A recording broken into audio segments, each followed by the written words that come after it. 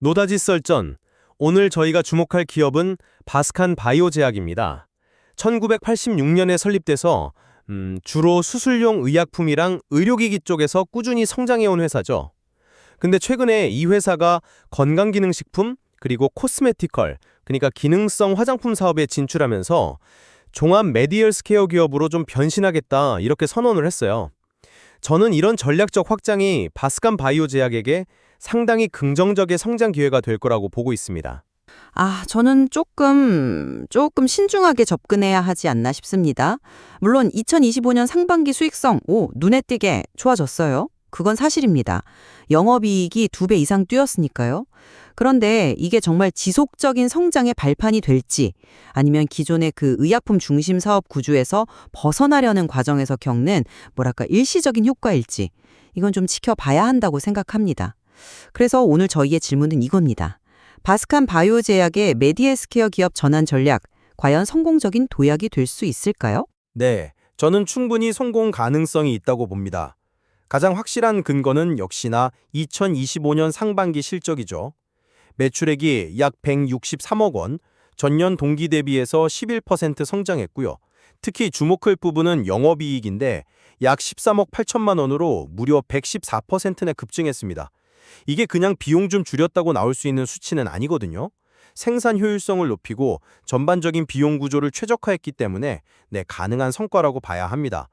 게다가 기존 사업도 여전히 탄탄해요. 2025년 상반기 생산 실적만 봐도 전년 대비 34%나 늘었고요.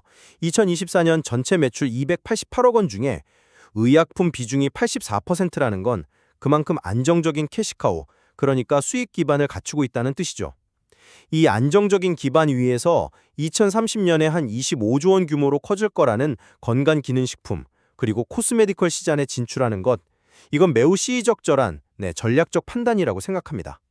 특히 그 제약 기술력을 바탕으로 한 차별화된 제품 개발 능력, 그리고 포프잘사라는 자체 브랜드를 통해서 소비자 직접 판매, D2C라고 하죠. 네, D2C. 네, 이 D2C 전략은 성공 가능성을 더 높여준다고 봅니다. 그 11.4% 영업이익 증가. 분명히 인상적입니다. 인정합니다. 하지만 동시에 그 매출 성장률은 11%에 그쳤다는 점도 같이 봐야 하지 않을까요?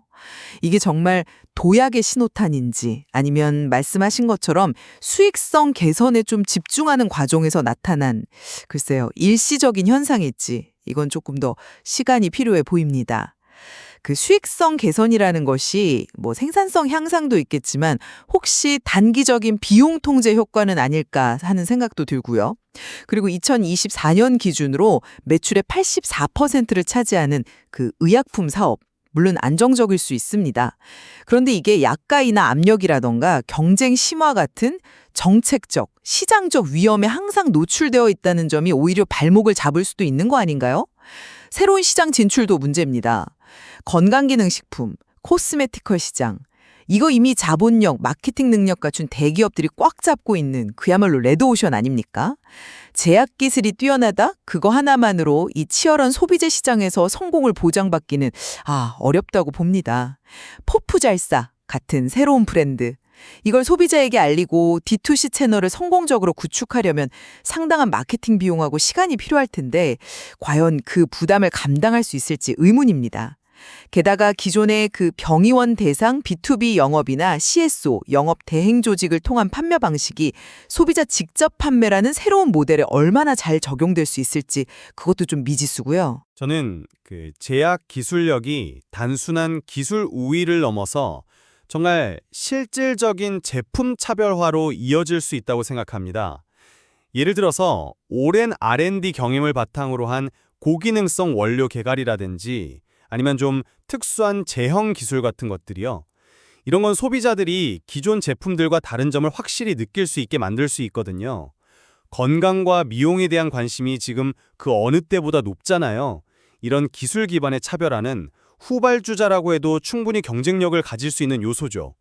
그냥 성장하는 시장에 진입하는 걸 넘어서 오히려 판도를 바꿀 수도 있는 그런 기회라고 봅니다. 기술적 차별화 가능성은 저도 어느 정도 인정합니다. 하지만 그 기술이 실제 구매로 이어지려면 넘어야 할 산이 많다는 거죠. 소비재의 시장이라는 게 기술력만큼이나 아니 어쩌면 그 이상으로 브랜드 이미지 그리고 마케팅 싸움이 중요합니다.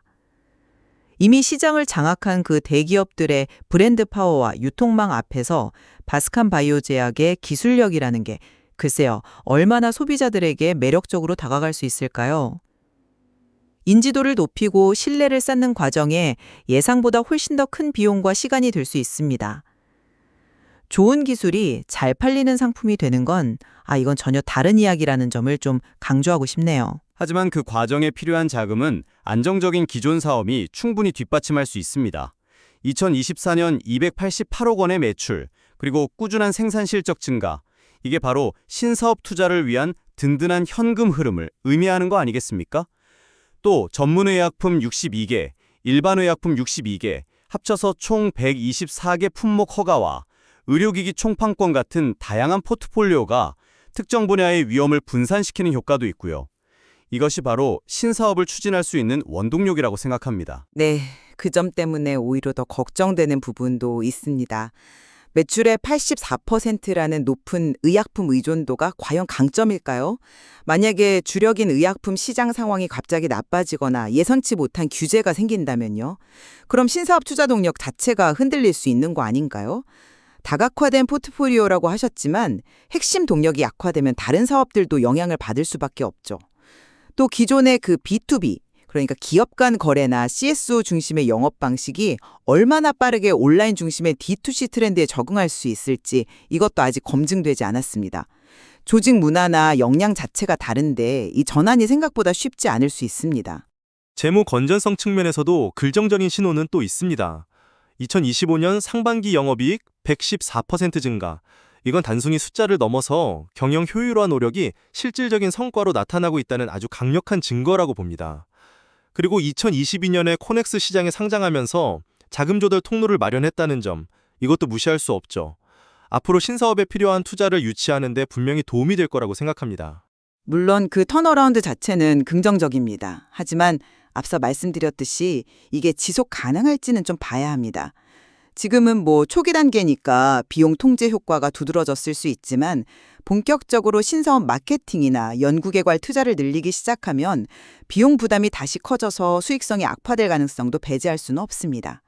코넥스 상장이 자금 조달 창구를 열어준 건 맞지만 아시다시피 코스닥이나 코스피 시장에 비해서는 유동성이나 대규모 자금 조달 능력에는 분명히 한계가 있을 수 있다는 점도 이것도 좀 냉정하게 평가해야 할 변수라고 생각합니다. 네, 바스칸 바이오 제약은 탄탄한 기존 사업을 기반으로 해서 메디헬스케어라는 더 넓은 시장으로 나아가기 위한 구체적인 성장 청사진을 그리고 또 실행에 옮기고 있습니다. 2025년 상반기의 인상적인 실적 개선은 이러한 변화가 단순한 구상이 아니라 실질적인 도약으로 이어질 수 있다는 가능성을 보여준다고 생각합니다. 앞으로의 행보를 정말 관심 있게 지켜볼 가치가 충분하다고 봅니다. 네, 최근 실적 개선은 분명 주목할 만한 변화의 시작일 수 있습니다. 하지만 종합 메디헬스케어 기업으로 성공적인 전환을 이루기까지는 아직 넘어야 할 과제가 많아 보입니다.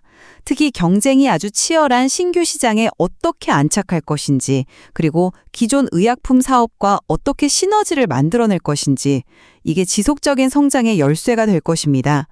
오늘 저희가 나눈 여러 관점들을 고려하시면서 바스칸 바이오 제약의 미래를 신중하게 지켜보는 것이 필요해 보입니다. 네, 시청자 여러분께서도 오늘 저희 이야기를 바탕으로 바스칸 바이오 제약의 미래에 대한 각자의 전망을 그려보시면 흥미로울 것 같습니다.